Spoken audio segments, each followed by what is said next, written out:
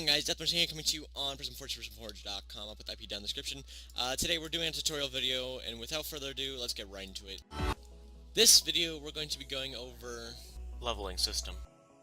So when you join the server, you have a command/skills, and it tells you your current level over here, as well as how much XP it requires to level up, as well as your stats for your current level and other items. Here it tells you how many skill points you have to spend, and here's all the things that you can spend your skill points on. We're going to be talking about a couple of things really quickly. We're going to be talking about skill resets, skill custom builds, what you get from leveling up, the max level, XP boosters, how to get EXP points, and then gear level requirements, because you need to be a certain level to use certain level gear, and then as well as skill masteries.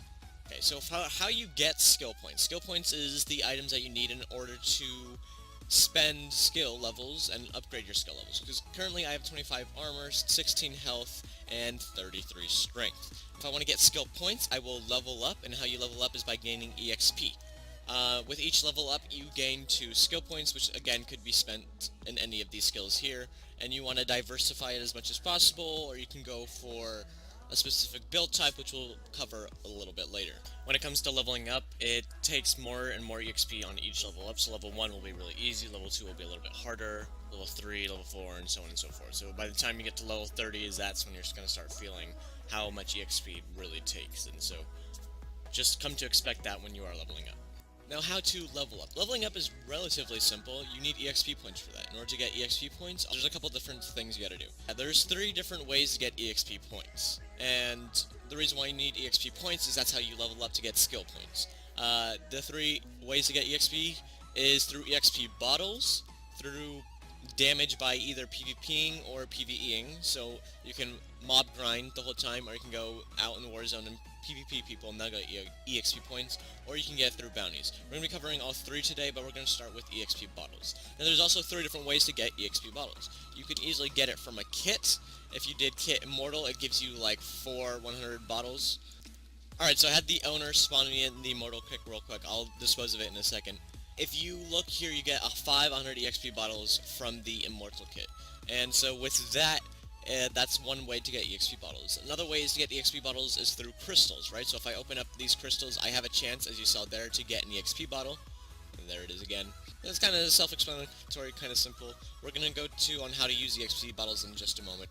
Also, another thing you can do, instead of spinning the crystals, you can always turn the crystals in over here to the trade-in. Of course, if you have a rank, you can do /trade-in. And you come over to the trading guy, and you click an item in there, and it turns it into EXP bottles, as you can see here. And depending on the level, you get a higher EXP amount. Common crystals or items are 25 EXP.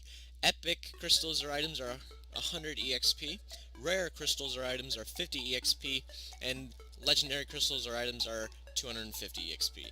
Now, the reason why it's better to spin them first before turning them into EXP is if you open a common crystal and you get an EXP bottle, it'll give you 50 EXP instead of 25. And the same thing for Epic, it'll give you 100 EXP instead of 50. Oh, and then about EXP bottles, how you turn the EXP bottles into EXP points. Very simple.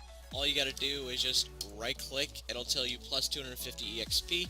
You can go to your skills, and your skills will have increased a little bit, and it'll tell you how much more EXP you need. You can also always check other people's skills by doing skills and their name. It also gives a better visual for some on if you're trying to level up or not. And you can see here I am currently at 17,860 out of 37,300, right? If I do it again, it says it went up 100 correctly, and yeah, that's how you get EXP from EXP bottles. Now, the next way to do so, we're going to be talking about bounties. With bounties, there's 2 different things to know about them. There's starting bounty and completing a bounty. And with completing a bounty, there is bounty rewards. So bounties are really straightforward. They'll always tell you what to do. Here you can see I have all of these queued up, and some of them are in progress, some of them are not.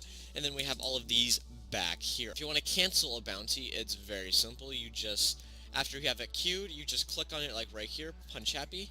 I will click on the abandon, and it will discard and leave that area. Now if you want to grab one to use it, you just click on it and you're good to go. So this one is kill 8 skeletons. We're going to do that really quickly. Now, it doesn't matter how you kill them as long as you personally kill them with either melee or bow. And you have to get the killing shot of it. You can't just hit it. You have to get the killing shot. So if we do that, one part of the bounty done. So now we have 1 out of 8 skeletons. There will be an implementation soon where when you complete part of a bounty, it'll tell you above your hotbar. It'll say 1 out of 8 skeletons killed. And then if I hit them again, 2 out of 8 skeletons killed. And then 3 out of 8 skeletons killed, correct? And it'll just keep going and going until you finally finish the bounty, and then it'll say bounty complete. We just needed to kill 2 more skeletons to collect that bounty. Now, one thing I didn't mention is that it tells you the rewards for the bounty, and with each bounty there's always going to be an EXP reward and then bounty points reward. So if you look over here, it is completely done. I will gain 125 EXP and 2 bounty points. If you go to Bounty Shop, which is also in Spawn, it tells you how many bounty points you have.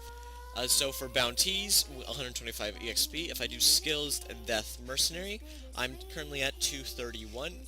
So I should, if it's 125, I should get 356 after I turn this in.